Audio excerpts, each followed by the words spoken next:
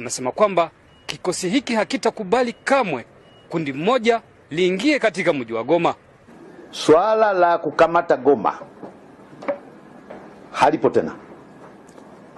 Kama kuna kikundi chenye silaha kinawaza kwamba kitakamata Goma, kinapoteza muda wake. Goma haitakamatwa tena kwa mujibu wa MONUSCO yenye mandate ya sasa. Goma haitakamatwa tena na kikundi chochote chenye silaha. Huo ndio ujumbe wangu kwa wana Goma. Waendelee kuishi vizuri tu. Wajihadhari tu na propaganda za vikundi vyenye silaha kama vile M23.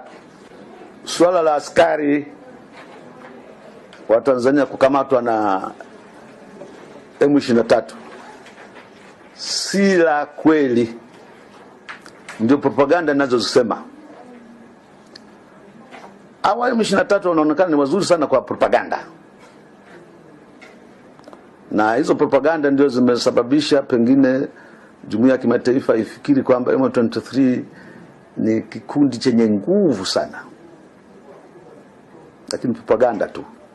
M23 hajawahi kukamata askari wa Tanzania. It was propaganda. Kwa hiyo ningependa Watanzania waelewe hivyo kwamba hakuna askari wa Tanzania ambaye amekamatwa na M23.